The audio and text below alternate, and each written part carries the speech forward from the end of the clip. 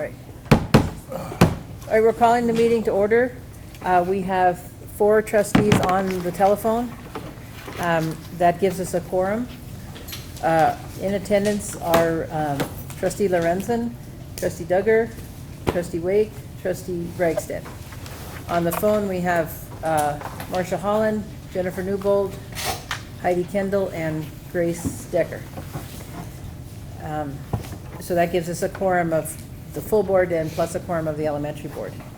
I'm the only elementary trustee here, so they're going to have motions for elementary, going to have to come off the telephone. So first, I guess, oh, there's this, Pledge of Allegiance.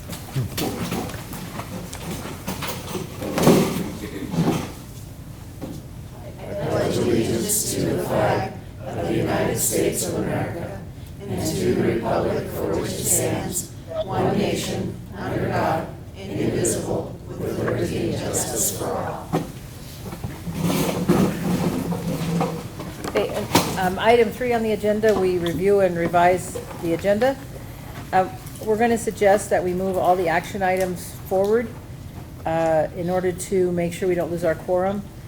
So we'll carry on through item 7 as listed, and then we'd like to move item 9A1, 10A9 and 10 and 12, and 10B 1 and 2 all into place ahead of item 8. Is that okay with the trustees? Yes. Okay, thanks. So our next action item would approve the minutes of the Board of Trustees special meeting from April 5th, 2018. And that is, those are provided in your packet on page 6. Does anyone have any, first, I guess, motion? No, Okay. just asking. Are there any corrections or additions to the minutes? On the phone? Okay. Not here. Okay, so could we have a motion from a trustee to approve the minutes? So moved. Moved by trustee Duggar. Is there a second? Second. Second by trustee Wake. Any conversation among the trustees? Okay, everyone in favor of approving the special meeting minutes from April 5th, please signify by raising your hand or saying yes. Yes. Yep. Yes. Yep. All right. That's unanimous as to all trustees present. Item 5 on the agenda is public comment or correspondence. We have some correspondence on page 10 in our packet, which we won't read. It's available. And this is a time for public comment on non-agenda items. We always get some interesting comments that come forward at this time. So if anyone would like to make public comment, please step up to the podium and do so. Rats. Okay. Seeing none. No public comment tonight. Okay, so at item 6, we'll be welcomed to Sealy Swan High School by the principal, Kat Pecora. Thank you. I would, of course, like to welcome you back to Sealy Lake and to Sealy Swan High School. It's always a pleasure to have the board here. You probably know this already, but this has been a very unique school year for us, starting on the first day of school. But I'm happy to report that we've survived the challenges so far, and we are probably stronger and better for all that we've undertaken this year. As you know, we were part of the Stanford University Challenge Success Program, and we did not go in the fall because of the evacuation, but last weekend we had 2 staff members, a parent, and 2 students who, Nicole being one of them, who went to Stanford and took part in the Challenge Success Program. This fall, we also introduced a new program to our students called Naviance. And this program is computer-based. It's designed to be a college and career readiness program. It aligns student strengths with their interests, and it has a number of modules, including the college prep module, ACT prep, community service piece, an academic planning piece, and also career exploration, and that is based on their interest inventories that they take. So we're really excited about that. We basically introduced that this year, and we will be continuing that next year, along with a new program called School Connect, and we will be using that with our freshman class, and it basically serves as a point of transition for our new freshmen, and there are several modules in that program that deal with everything from academics, like how to take notes, to building relationships with teachers and with their peers. So we felt the need to go to this type of program. Our freshmen, we know, need this information, and we're going to be doing that probably on Wednesdays in a 45-minute session every Wednesday. And then 10th, 11th, and 12th grade students will be using Naviance to do planning for college and their futures. So we think we're on a pretty good roll here to get some things done for our students. We also have tonight a special group of students who went on a trip to Costa Rica. And the teacher who went with them, Tanya Smith, is here tonight. And I'll let her tell you about the program and introduce the students who are here. Thank you. All right, we're going to make this short and sweet, but we wanted to let you guys know what we had done in Costa Rica. And I wanted to make sure that the community and the school board also knew what a great, what a great job these kids did representing us in an international international way. So we're going to give you a quick little PowerPoint. I just have the pictures on my iCloud. I had a sick son today, so I wasn't able to put the PowerPoint together. But we have Cecilia and Ashley and Chance and Ella and Nicole and Keaton. There was 13 total kids that came with us. And this program is really unique because it's not just a vacation for them. These guys worked their butts off while they were there and were in really uncomfortable and growth mindset situations. They moved into a house with a family that spoke a different language, and that was, a challenge for a lot of them, but they grew a lot from the experience. So if you guys would come up, I'm just going to click through the pictures. We won't take a lot of time, but we'll show you what we did. So we went to Spanish school. They had a homestay, and we also did a service project. So.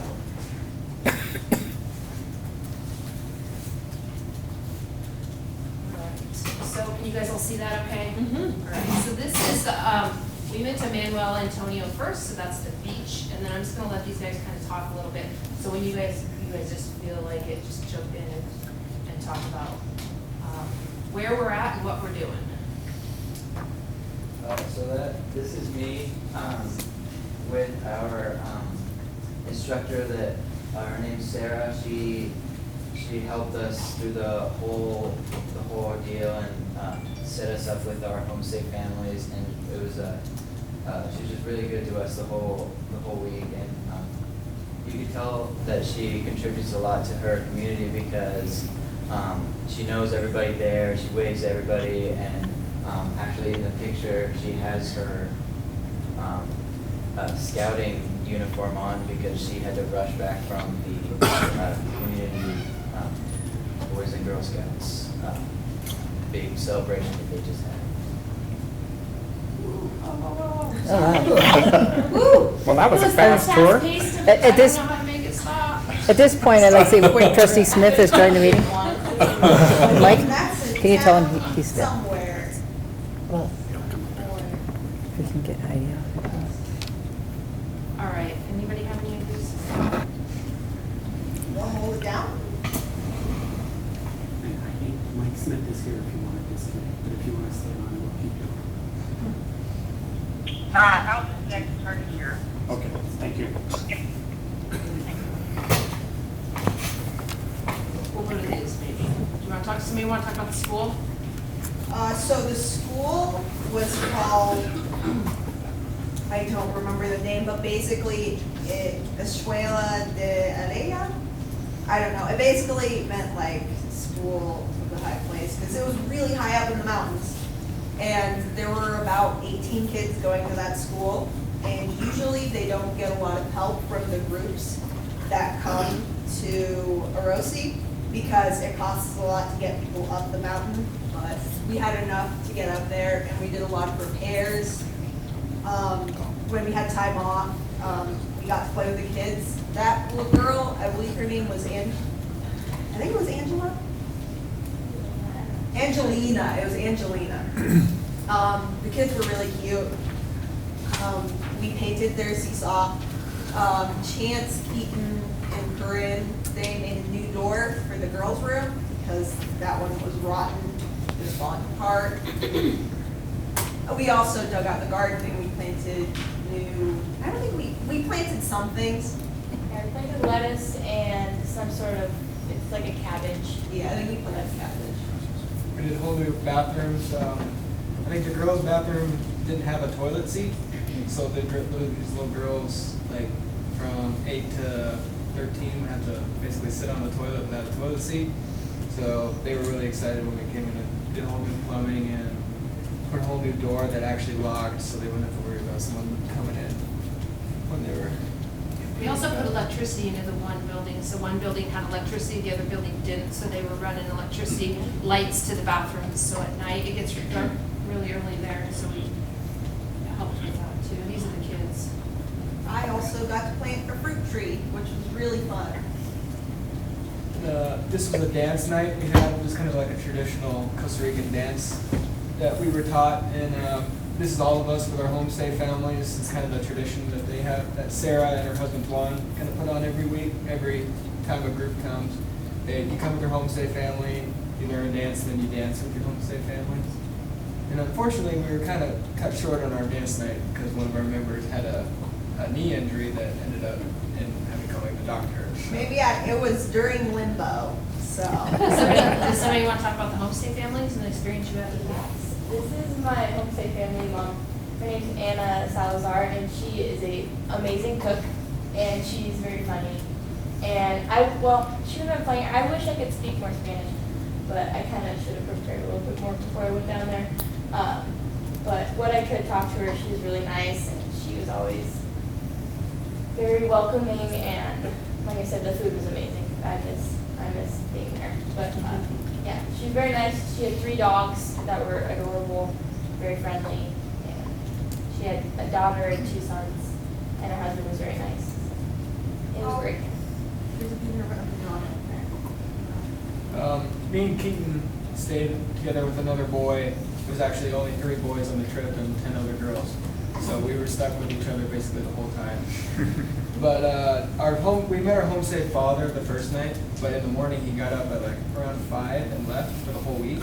He had a job in the town, I think like 2 hours away, and he spent the whole week there and came back on the weekends. So he only sees family about like every weekend. But our mom, her name was Ines, was a really nice lady. She had a son and a daughter who both went to school until very late hours, probably like 8 o'clock they got around back home.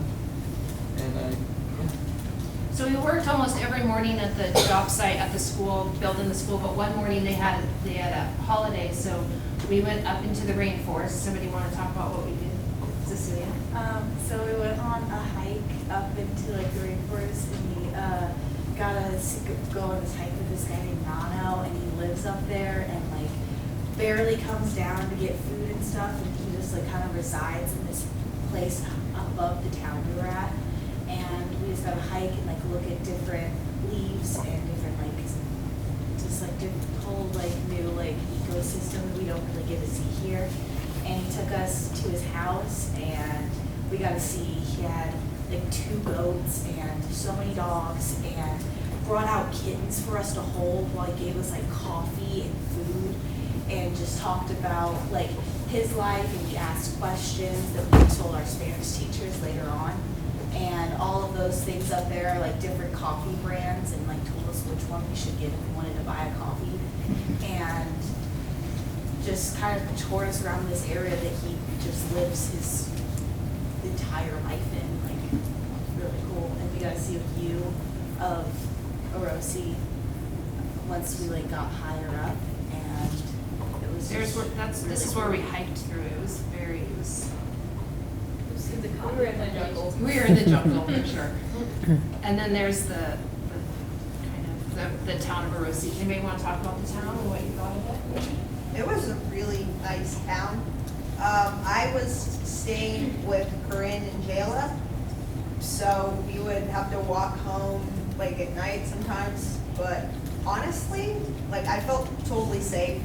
I didn't feel dangerous at all, and I would just go to people and be like, hi, and they would say hi back, except they wouldn't say hi back because it would be a lot or something. It was just a really friendly, nice, small town of like, what was it, like 4,000 people. It was like, everyone was really kind and it was really nice. So there's the whole crew.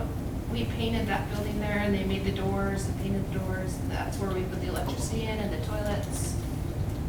Boy, we're not looking anywhere near your I camera. know, you guys are all looking. Except for Kira. There's also another girl there. She wasn't a part of our group, but she was staying nearby, and I guess she was friends with Sarah and Juan. And so she and her brother were there, and she helped out at the job site. That's us with our homestay family. They had a 3-year-old daughter who was really fun. Tell them about the dream house. So the last day before we went back to San Jose, we just drove around. We were gonna try and go to, there's a volcano. We were gonna go and see it, but it was too cloudy. But we found a cool house. Some different views, so. Wasn't it like two brothers who carved wood and they like from like little coffee cans, these really cool coffee sculptures and carved There's these the really, little sculptures. really pretty things and it was just like quaint. I'll see if they have any questions for you guys. Thank you. Very nice. Does anyone have questions? I do. Did you have someone else helping with the plumbing and electrical, or did you just come with doors, or how did this work? Sarah, so the lady you saw in the picture of Keaton, her husband named Juan, he is very handy, so he kind of knew how to do everything. If we ever had a question, he would set us up and tell us. It was kind of nice because they didn't make us feel like kids really. They were kind of like, okay, here's your utensils and your dogs, and this is what you have to do, this is how you do it, and they kind of trusted us to get the job done. So that was really cool just to have them trust us to get everything done right. And so if we had any questions, we'd just talk to Juan. But so they were really friendly and helpful. There was also a guy named Donovan who was also helping out with us. Okay. Can we do it? Questions? Does anyone on the phone have questions?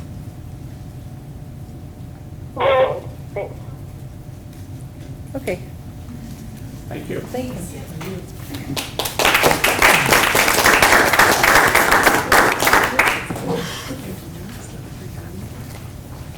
Okay, next on our agenda, item 7, we have student trustee reports, and Keaton's our only trustee, so go ahead. So the celebration of arts will be tomorrow night at 6 p.m. where the band and choir will perform.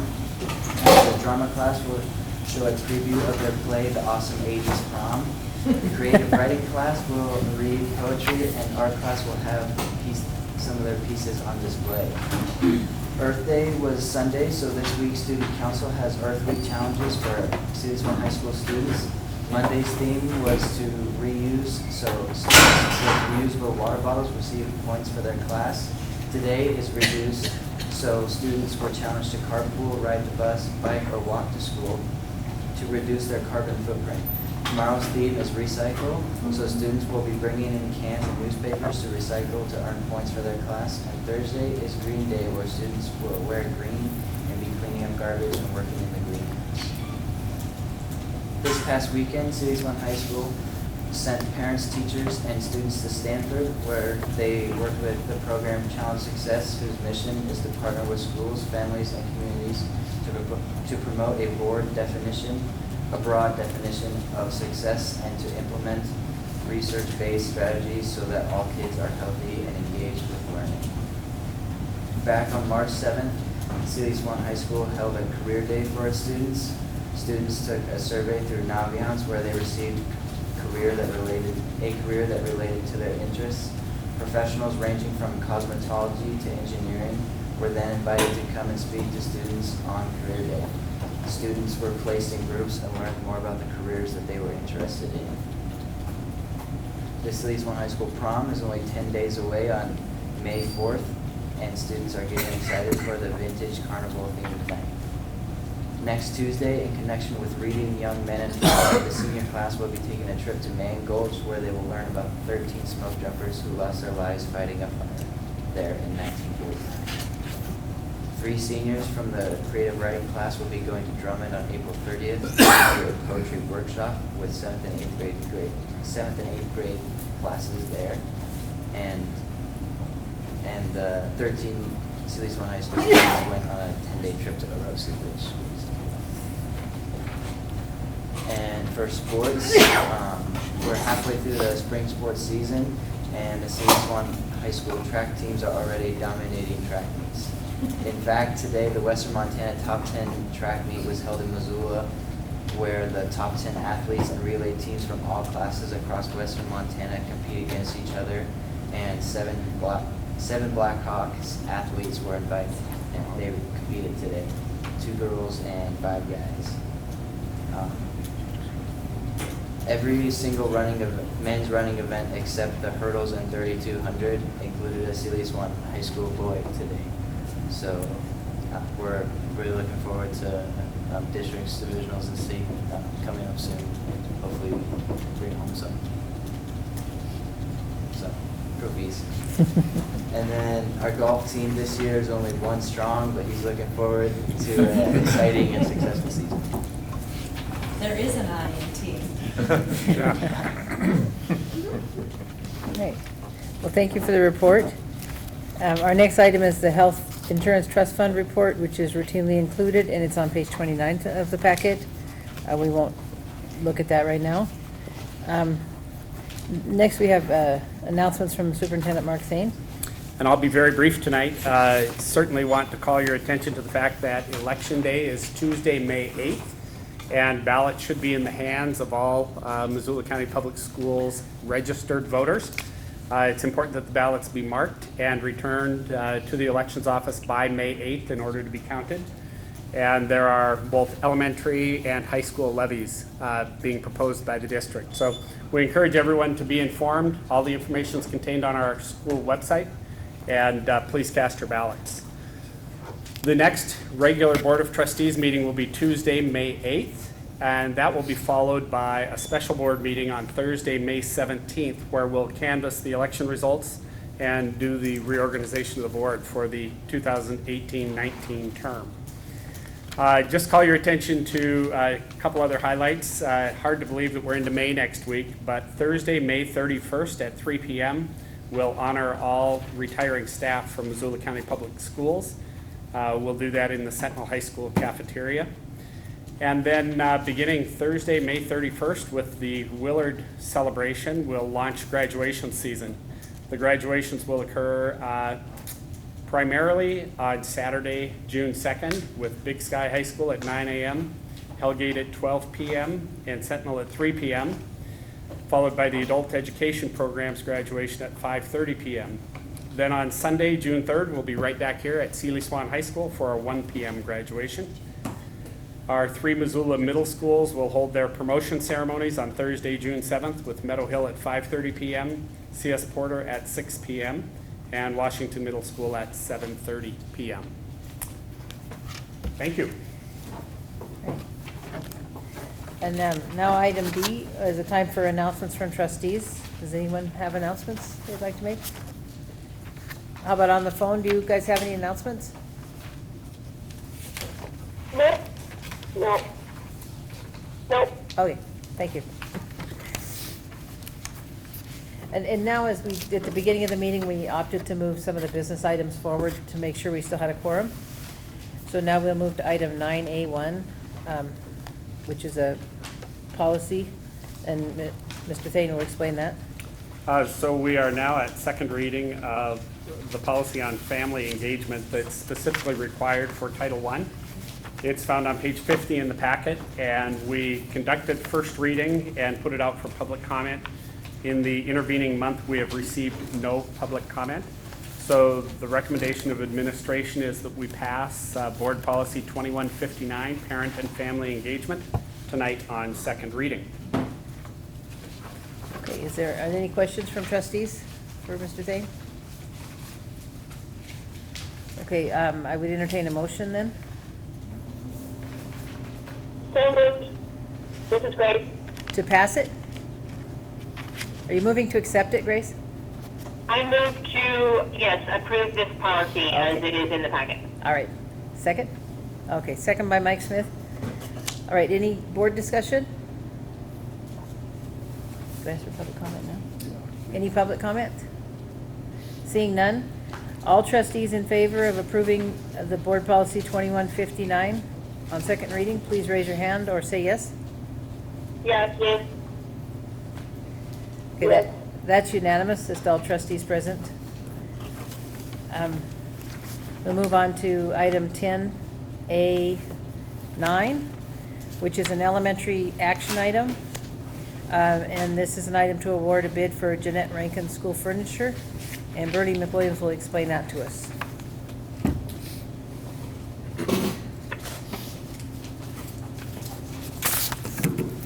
Yeah, so this is the FF&E package for Jeanette Rankin School, where we brought in the architects, A&E architects, to work with the staff to take this out for bid. Part of the process was to have the architects go through with staff members at the current Cold Springs Elementary and see what we can take over, but still in good working condition, and take over to the new facility. And the equipment we didn't want to take over in regards to age, we chose to put out for bid, and these are the results. It kind of goes down through each bid pack and what was selected in each one of them in the agenda, and I can answer any questions if you have any. Mike, go ahead. I was just wondering if the bids that we got were relatively competitive, and are there any? Yeah, we don't get a lot of competitive, or a lot of participation in these bids. We have a few. I believe there was one California company, and then most are fairly local. I think we had 3 respondents in this. One did come in late, was not able to be accepted, but we surely like to see more. The more the better for us, the competition. Any more trustee questions? Okay, I would entertain a motion from an elementary trustee on the phone to award the above referenced vendors for the Jeanette Rankin Elementary School furniture, fixtures, and equipment. Or Mike. Oh, excuse me, we have Mike. Oh, so moved. Second from the phone? Second. Thank This you. is Grace. Okay. Okay, so it's been moved and seconded that we accept the administration recommendation. All elementary trustees, oh, sorry, discussion? Was that Grace, the second? Yes. Yeah, okay. Any public comment? Okay, all elementary trustees in favor of awarding the contract, please signify by saying aye or raising your hand. Aye. Aye. Aye. Jennifer? I think that was 4. Yes. Okay, we got 2 more? All right, so that's all 4 elementary trustees present.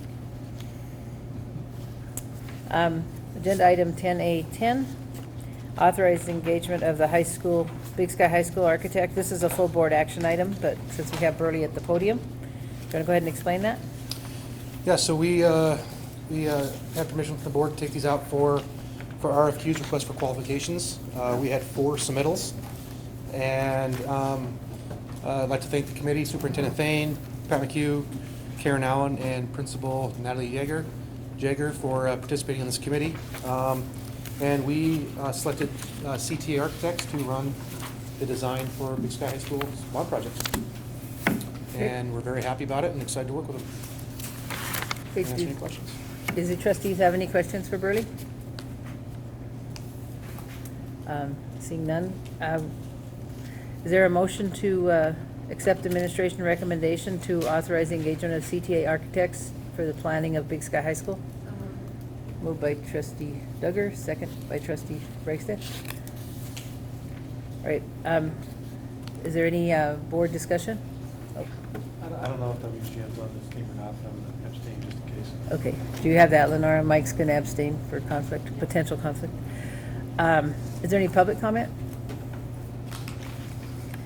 Okay, all trustees in favor of the motion to accept the administration recommendation, please signify by raising your hand or saying aye.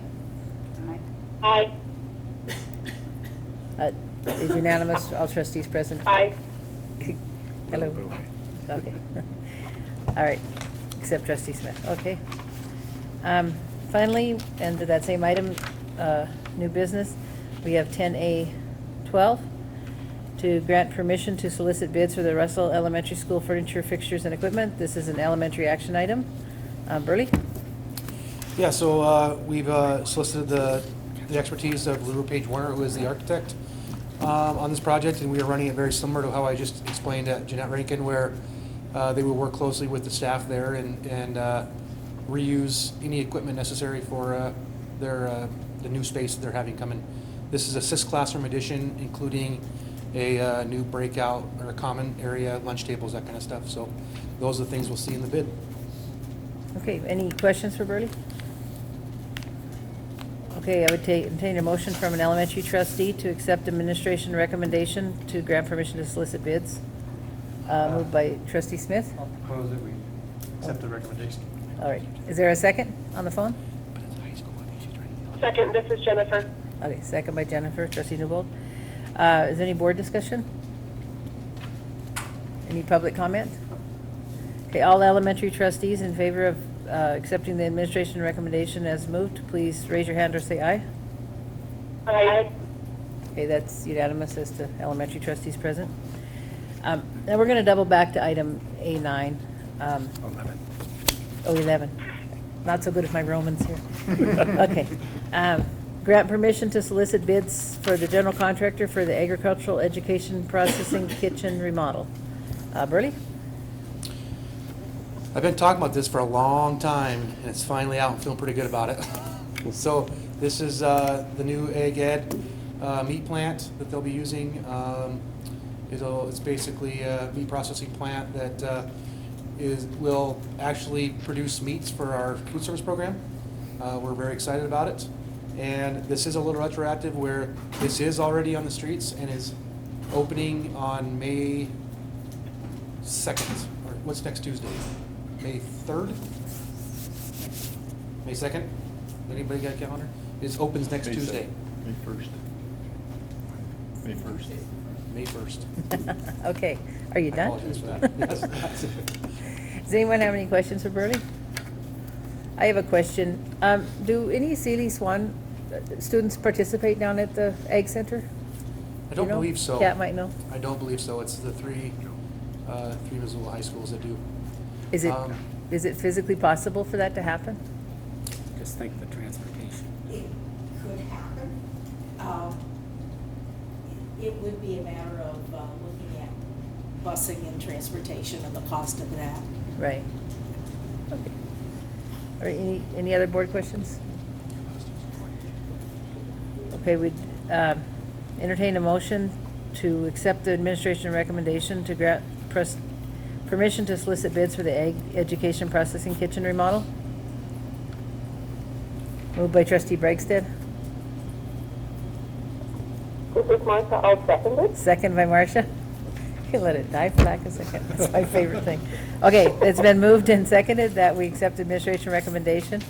Are there any trustee or board discussion? Mike? I'm going to abstain from this vote. I'm working on this project at the moment. Abstaining from this vote. I don't know about this. Okay, Mike Smith abstains. We have enough to vote, right? What, sorry? We have plenty of votes. Yeah, we do. We're good. Any other board discussion? Any public comment? So all trustees in favor of the motion to accept administration recommendation, please signify by saying aye or raising your hand. Aye. Aye. Okay, that's unanimous as to all trustees present. We're going to move on to item 10B1, which is to approve the first reading of Board Policy 4335 about website accessibility. Mr. Thing, or Hatton?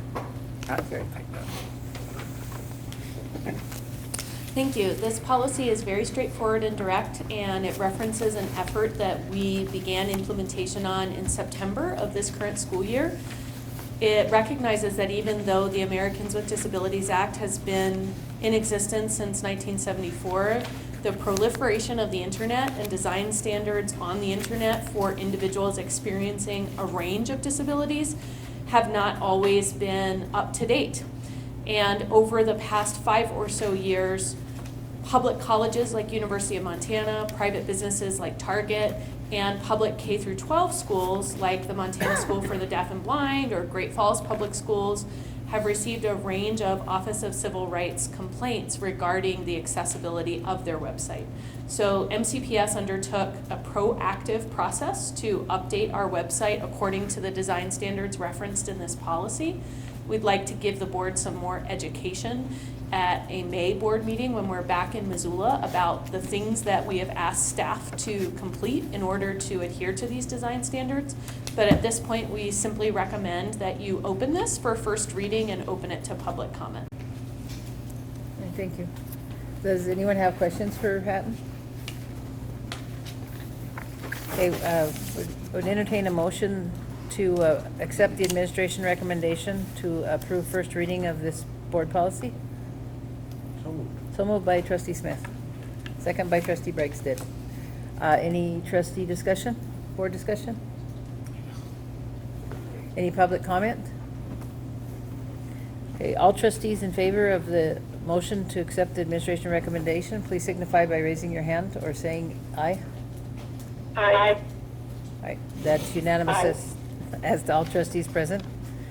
One of them's farther away than the other. Okay, and then our final item that we've moved forward for business is 10B2, which is to approve first reading of the revised proposed board policy 3110. We've had a first reading on this policy, but there were significant revisions, and so it's coming back again for first reading. Mark?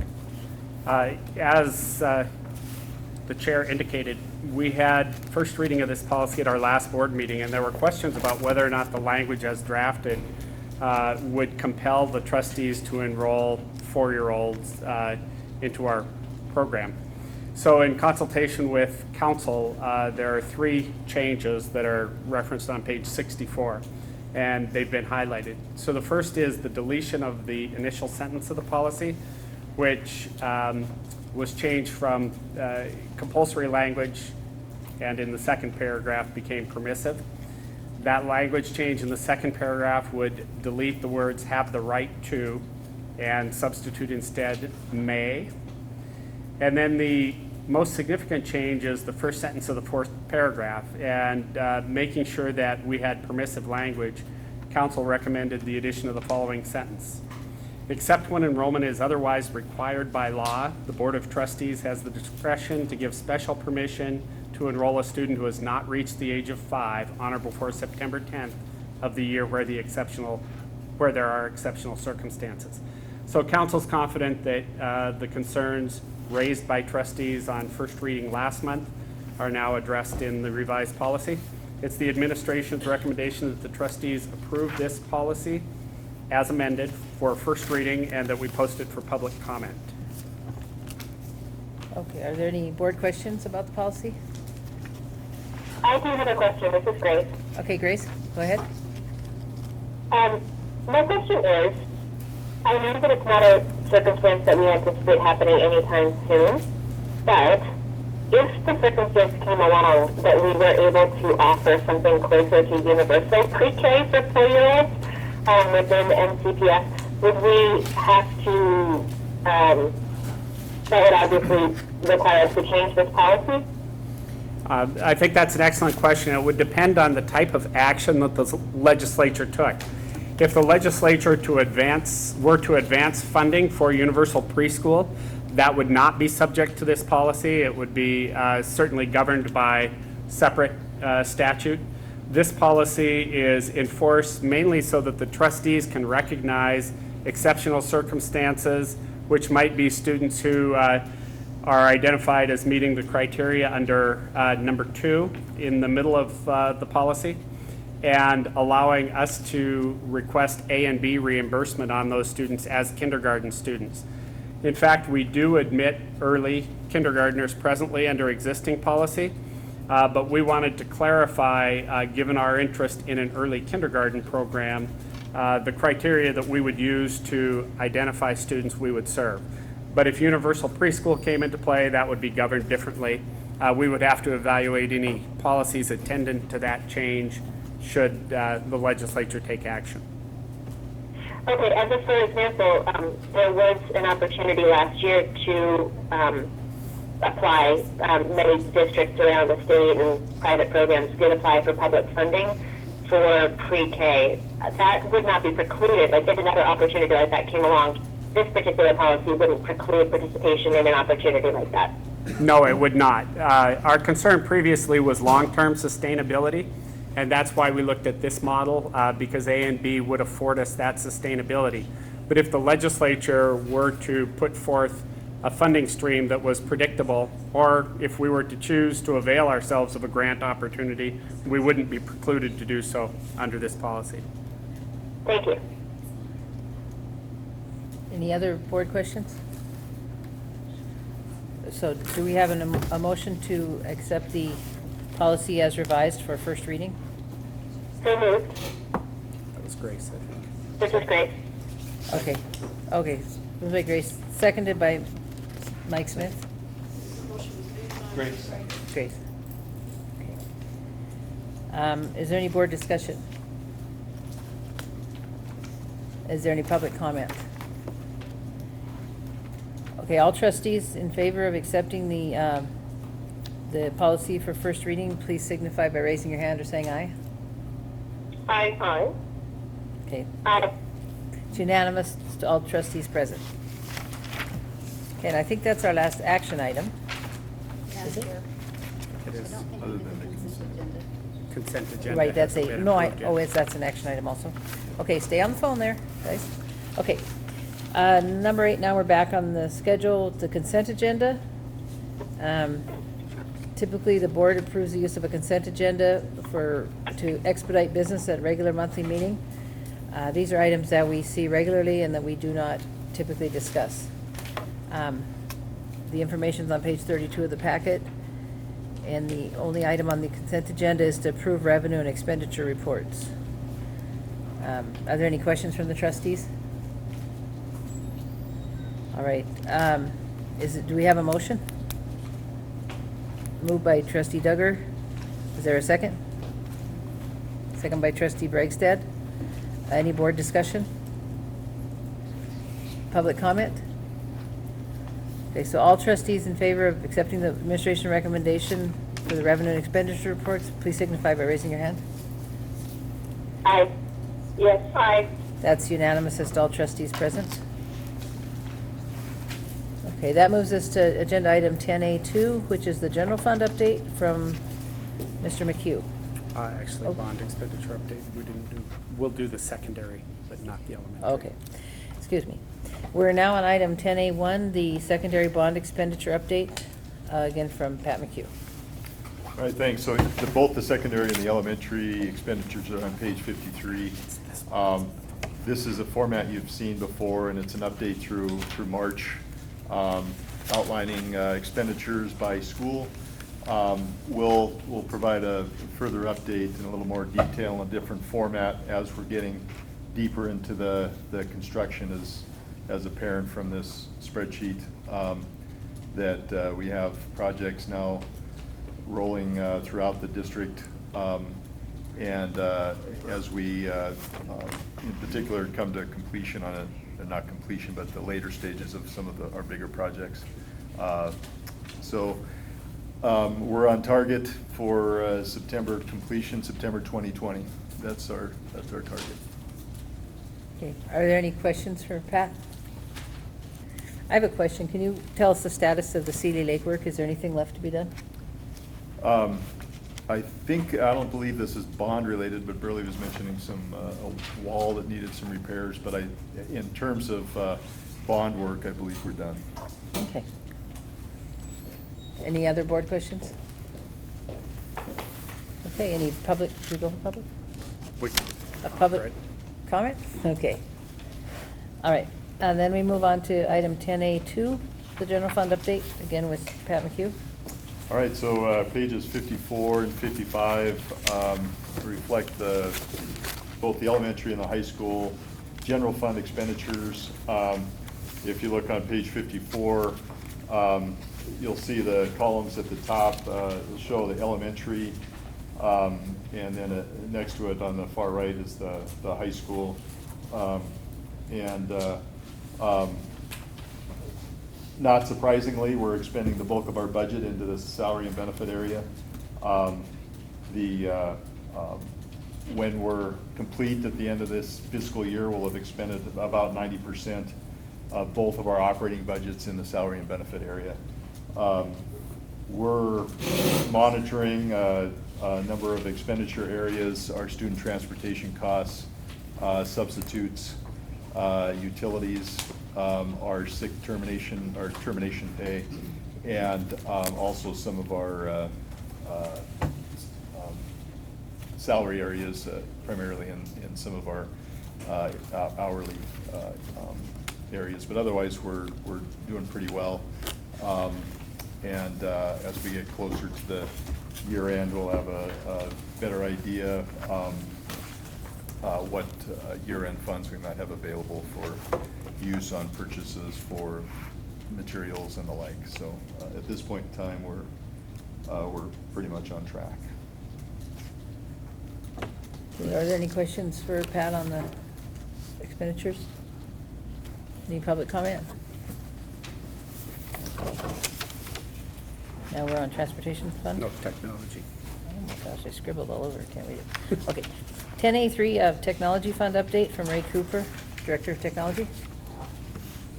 This is just the normal report.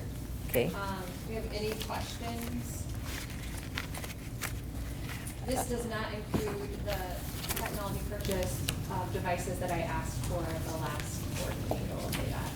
So that's yet to be taken out, but. So this is our standard technology fund, not bond related? Not bond related, Okay. no, just standard funds. Okay. Did any questions from trustees? Any public comment? Transportation now? Okay. All right, item 10A4, transportation fund update from Burley McWilliams.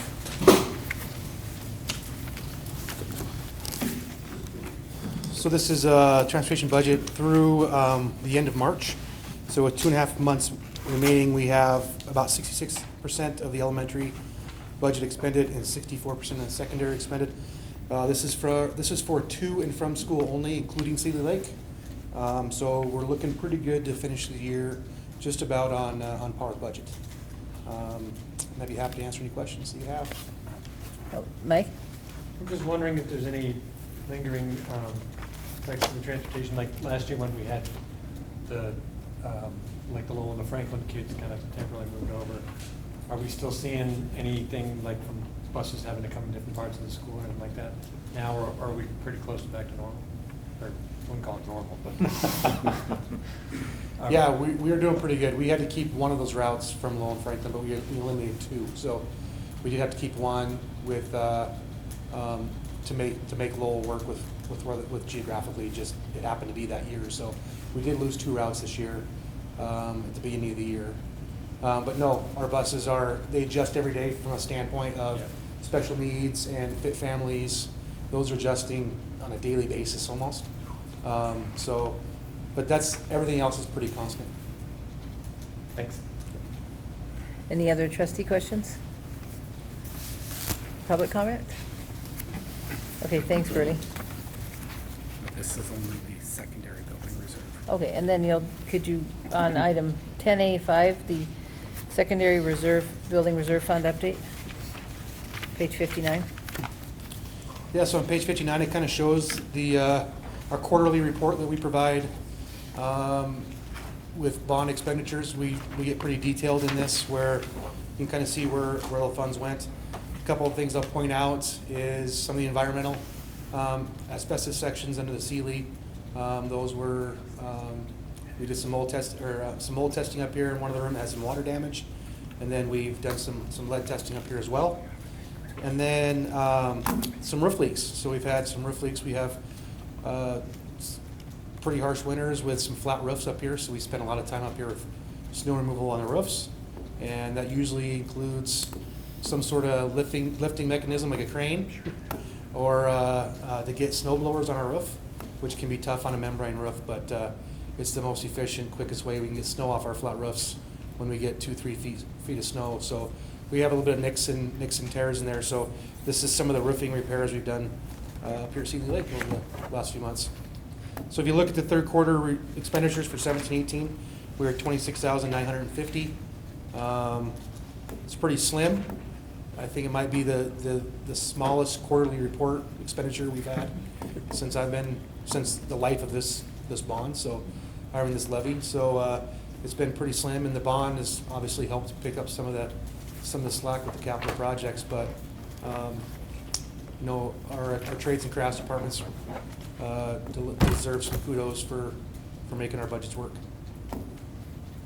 Any questions for Bernie? I'll go ahead now. When is the bond gonna sunset? Building reserve. So this levy ends in June of this year. This coming June. Correct. So what we have remaining in our balance in June is what we have. Yes, sir. And we'll continue to manage that appropriately. So we'd have to pass another levy to get additional funding, is that correct? Yeah, I mean, if we want to get our levy, you have to go out for more funds. Okay. If you want more funds, you have to go for our levy. So that happens. Yes. Okay. Trustee Smith? I think Ann pretty much asked what I was thinking, but I'm looking at the balance we have here, and that includes obviously everything up till June with the levy that we passed 7 years ago, or whatever it was. And if we're seeing expenditures in the $100,000 range, this could, barring any other major issues, because we have a lot of new infrastructure, this might last for a couple of years. Is that? And I don't know if it's a We question. sure hope so. I mean, I don't want to try to predict the future, but Right. you know, this is based on a $450,000 year budget. Right. So- That's where I'm going with it. If we've been spending $450,000 a year, and we've Yeah. been replenishing it for at least 10 or 12, 14 years. 7. And one said before that too. Yeah. You You know, if we don't have it replaced. the weird should thing get is this one. this you could have a large issue come up really quick where these monies could Right. dissipate pretty quickly. You know, a boiler, this wouldn't even pay for a boiler. So, and we're replacing most of our boilers, but there's still a couple boilers out there that won't be replaced for the bond project. So, that's very good working condition, which is one of the reasons we're keeping them. But not to say something serious doesn't happen within our facilities.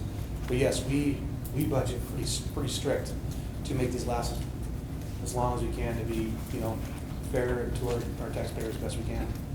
And I know you guys have done a good job planning the sunset of this and kind of being very tight with your budgets, and we appreciate that. Taxpayers appreciate that, I'm sure.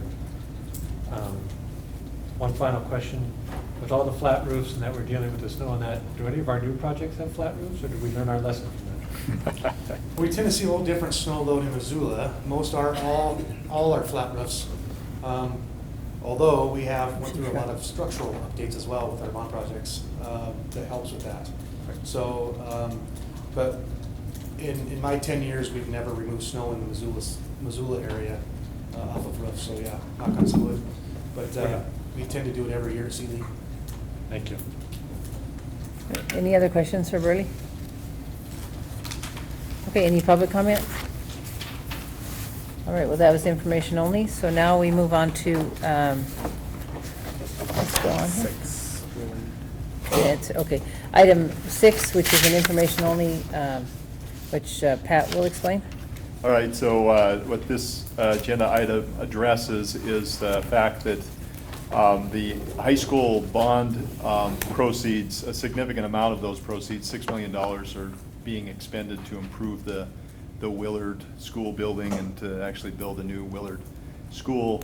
That property is actually an elementary property. And so given that level of investment by the high school and the high school taxpayers in voting that bond, we're looking at or recommending, and this is not an action item, but we're wanting to talk about transferring title into the high school, a piece of that Willard property. And if you look on page 60, you'll see that Willard is broken into 2 parcels, and so we had only discussed transferring title to the property where Willard is being constructed from the elementary to the high school. This is about capital asset management and having that property owned by the district, which invested all those funds and all those resources. You know, it also sort of flows into our insurance plan. We have 2 districts, elementary and high school, and we pay insurance proceeds or premiums based upon those various properties that we own. And so from a risk standpoint, this is really a high school operation and a high school piece of property. I've put into the background section a discussion about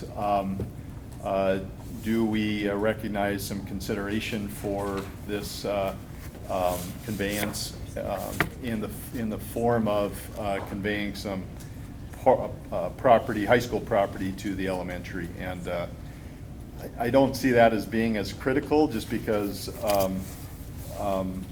you know, it's likely that this Homevale property, the property that I'm recommending, is a piece of property we'll want to talk about and possibly invest the proceeds. But from an asset management standpoint, it makes some sense that you would recognize that that conveyance by making another conveyance in the form of consideration. So the elementary would receive an ownership interest there. Mostly interested in getting the Willard property in the name of the high school. Are there any trustee questions or comments? Mike? Thanks, Pat. I guess I just want to make sure that I understand this. So basically, Willard is a high school, the property is an elementary property. It's been operating the high school and an elementary for how long? Decades? Yeah, 15 years. A couple decades, okay. So what I'm hearing then is if we treat the 2 districts as separate entities, if the elementary district bequeaths that property to the high school so they can use it, we want to make sure that the high school does something back to make it fair for both parties. Is that? That's the consideration, that's the idea. That's the right. layman's language, okay. Yeah. And then, is there any impact? I mean, that doesn't. If you're in the high school district and the acreage of the high school ownership goes up, that person's tax doesn't change just based on that? Not at all, no. Okay. It's more a reflection of the high school taxpayers supporting that high school bond and using a portion of those proceeds to invest in this asset that ought to sit on property owned by the high school. And I agree that it should. Okay, I want to make clear for that. Thank you. Are there any more board questions or comments? I guess I do, and I guess no one asked my opinion, but I don't like this proposal, and I'm hoping that maybe the administration can come up with some alternative proposals. As an elementary district, our job is to own school properties in Missoula, not within driving distance of Missoula. And I'm very concerned at that part of town that the amount of land the elementary district owns is very limited. And so I'd like to really think about this. Personally, if the elementary owns the land and the high school owns the building, nobody's going to get nuts and sell it. So I think that in a way this protects our asset in perpetuity if neither district can sell it. So I'd like to see some other proposals or some other conversations about this before we get to the point of making any kind of decisions or having recommendations. I don't know, Diane, this is Grace. I don't know if we're still in the piece of just accepting questions, and I'll be honest and say that it was difficult for me to hear everything that was shared. But I think that I am in agreement with you that I need more clarification around why this is a critical move for the district to do. There are lots and lots of examples of a building being owned by one entity and the land being owned by another. And the elementary district that could continue to be an asset in that same way. Okay, thanks, Grace. Anything else on the phone there? Any other board comments? Okay, then we move on to item 7, which is the process to fill a vacancy on the board. And I'm going to interrupt for a minute because I think we're about to lose trustee Newbold. Is that correct? I'm still available for about another 20 minutes. Okay, perfect. Then why don't we continue? Okay, so item 7, discuss the process to fill a vacancy on the board. Pat? All right, so information only, again, as you all know, we didn't have a trustee candidate in District B, I want to say, and as such, our board policy 1113 compels the trustees to appoint a successor, and by policy and by statute, that happens in a relatively quick period of time. So once the position is declared vacant by the trustees, within 60 days, the trustees shall appoint a successor who will fill in that seat until the next election. So that would be May of 2019. And the process that I've outlined on page 63 is something that we've used in the past. It recognizes when the position becomes vacant, sort of when the clock starts ticking on the 60 days, and then a process by which we request, or the district requests applicants to file information indicating their interest in that position. What we've done in the past is held a special meeting to interview the candidates and for the board to make the selection.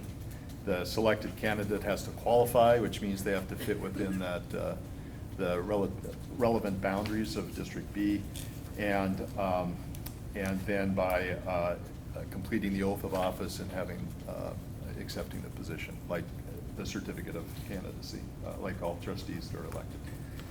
So this is sort of just introducing you all to this process, and the schedule that you see that's attached on page 62, certainly able to be tweaked to fit your interest in what might work best for you all. And the boundaries of District B are the Target Range and Bonner School District boundaries. That's correct. Are there any trustee questions? Any public comment? Okay. Next, we'll move on to item 8, to explore leasing of the Mount Jumbo property. All right, so this is, again, an informational item. Mount Jumbo School is mentioned up until last year when Lowell Elementary used it. While their school is under construction, this school was leased, and it had been leased for about 11 years.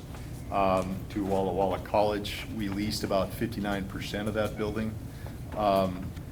And at the end of the last year of that lease, the lease was generating about $67,000 a year. It was also, as part of the lease, the tenant was covering the costs of utilities and insurance. So it was a triple net lease. We're looking to explore the releasing of this facility, likely on a short-term basis, 5 years or less, possibly with some terms that would give us the ability to get out of the lease and reuse the school, in the event that we need or would want to use it for a school again.